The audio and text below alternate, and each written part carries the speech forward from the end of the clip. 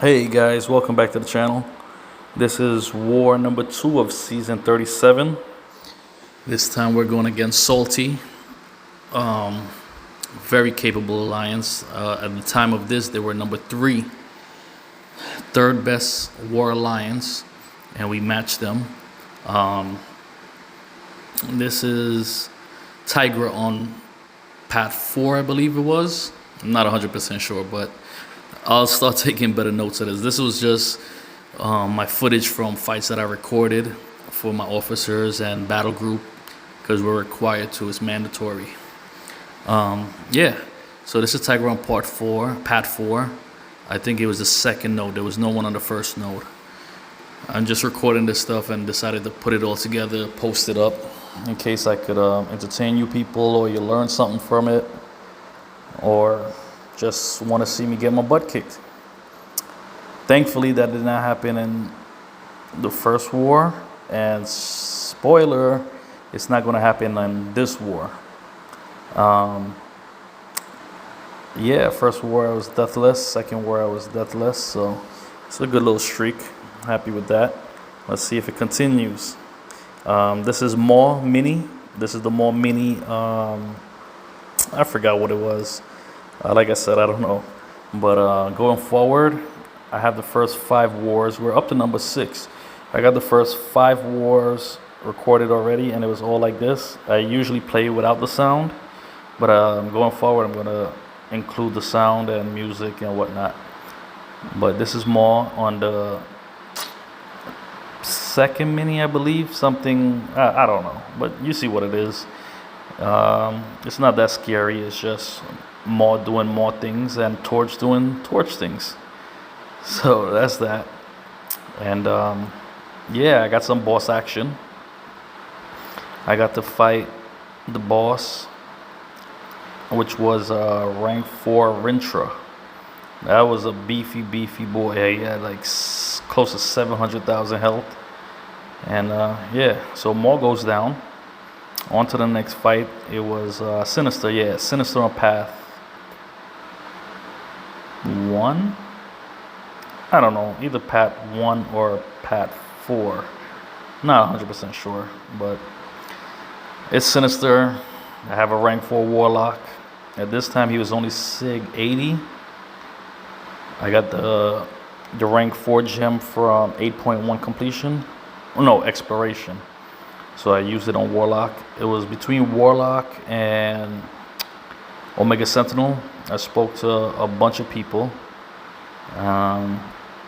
Deathly Shields being one of them. And officers from my group, people that I consider friends, people that has a lot more knowledge than I do about this game. And they all told me go with who I'm more comfortable with. I was hesitant because we already have a rank 4 Warlock, and that guy could be taking these fights, but he has him on reserve, and I got assigned, so I was like, all right, cool. I prefer Warlock because I had him the longest time. His style is easy. It's not too complicated at all. I love what he could do. What he does it great, and that's what I'm looking for. I'm not one of these crazy skill players that... I'm no Tiger player, I'm no Quaker.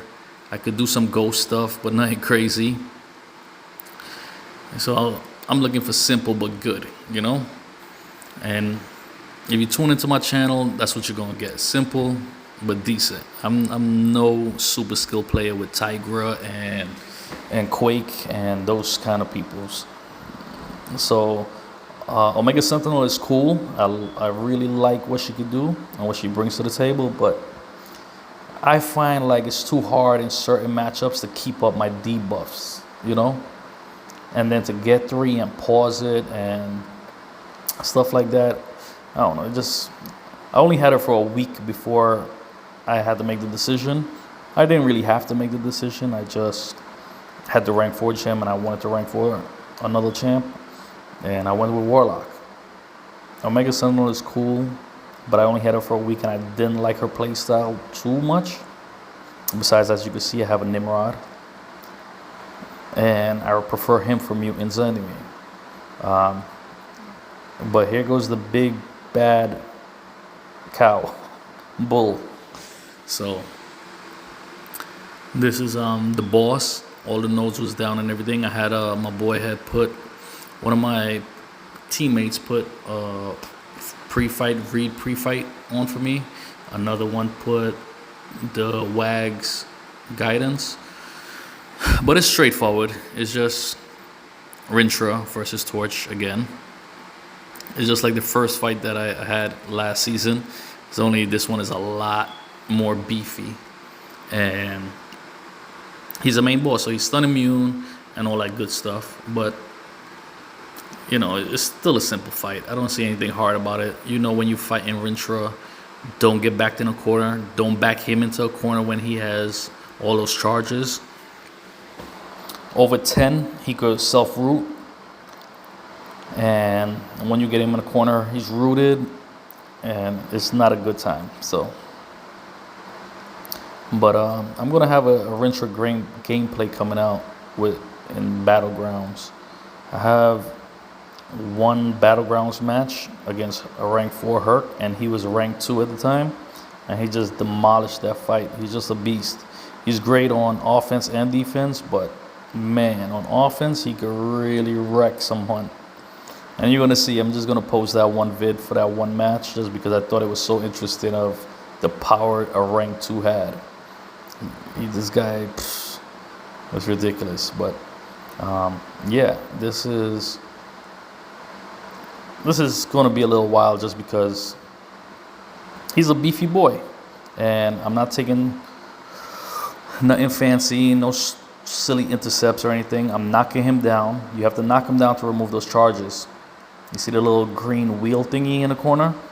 You got to knock him down to keep those low. Because like I said, you don't want it to get up to 10. And I'm taking a lot of basic hits onto the block when I can. Just to build my smolders. To hit a little harder. And that's it. But we end up losing this war. This war was a loss. We won the first one against J-Win.